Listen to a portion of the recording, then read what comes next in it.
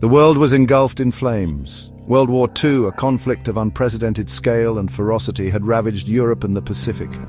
From the smouldering ruins of London to the ravaged landscapes of Eastern Europe, the war's brutal hand touched every corner of the globe. Millions had perished, victims of a conflict that seemed to have no end. By 1945, the tide had turned against the Axis powers. Nazi Germany, on the verge of collapse, surrendered in May of that year.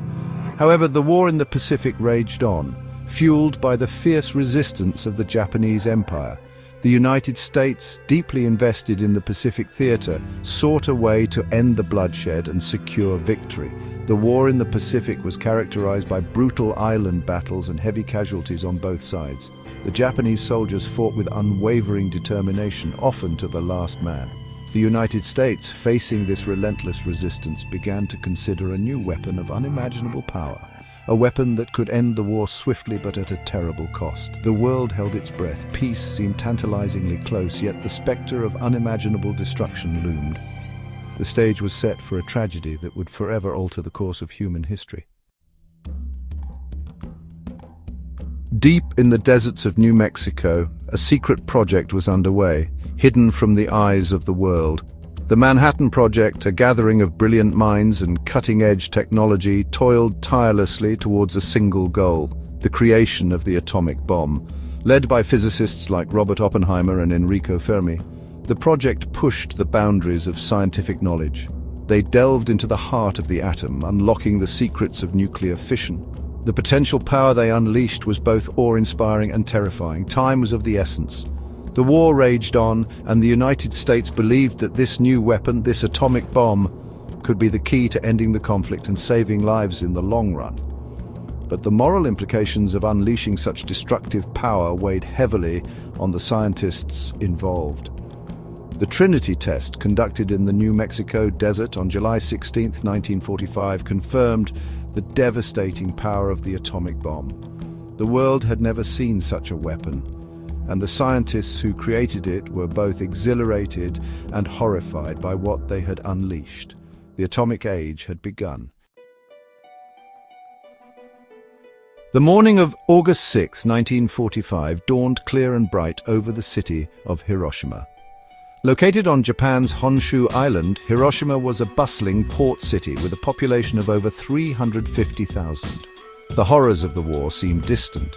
The city had been spared from the firebombing raids that had devastated other Japanese cities. At 8:15 a.m. local time, a United States B-29 bomber, the Enola Gay, appeared in the sky above Hiroshima.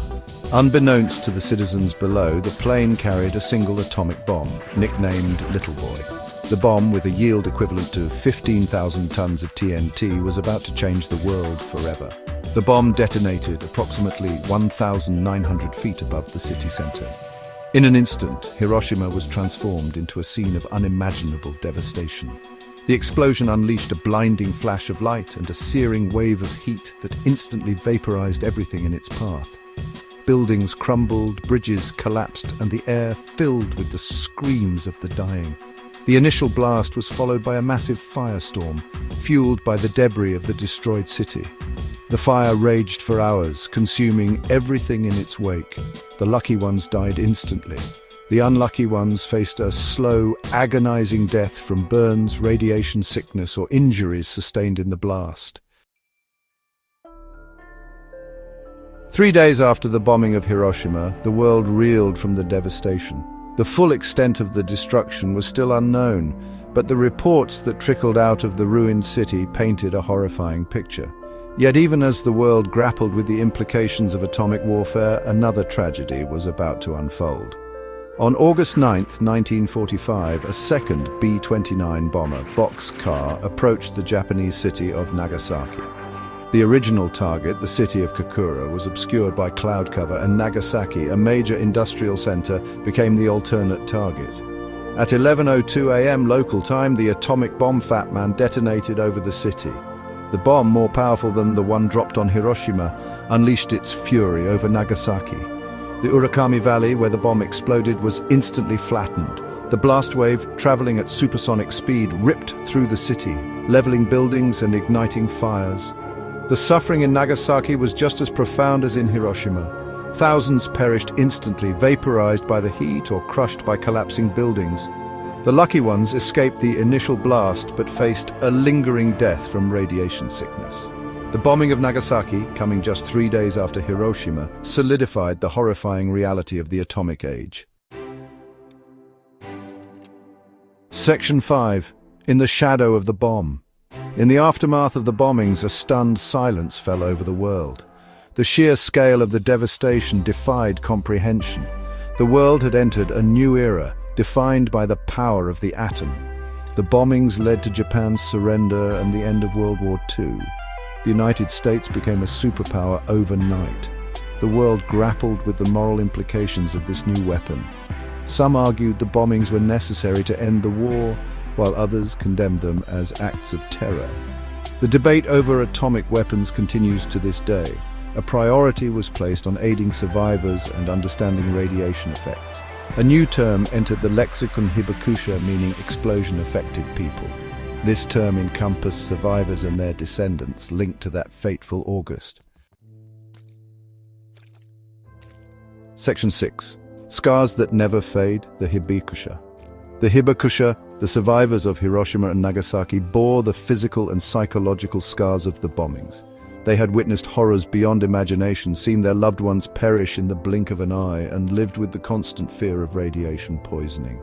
Many survivors suffered from acute radiation sickness, experiencing symptoms like nausea, vomiting, hair loss, and severe burns. The long-term effects of radiation exposure were even more insidious, leading to an increased risk of cancer, leukemia, and other chronic illnesses. Beyond the physical ailments, the hibakusha also carried the psychological weight of their experiences. They suffered from post-traumatic stress disorder, survivor's guilt, and the social stigma associated with radiation exposure. Many were ostracized by their communities, denied jobs, and shunned as potential marriage partners. Despite the discrimination and hardship they faced, the hibakusha became powerful advocates for peace and nuclear disarmament. They shared their stories, bearing witness to the horrors of atomic warfare and urging the world to learn from the mistakes of the past. Their resilience and determination stand as a testament to the human spirit's capacity for healing and hope. Section 7. Rising from the ashes, rebuilding Hiroshima and Nagasaki.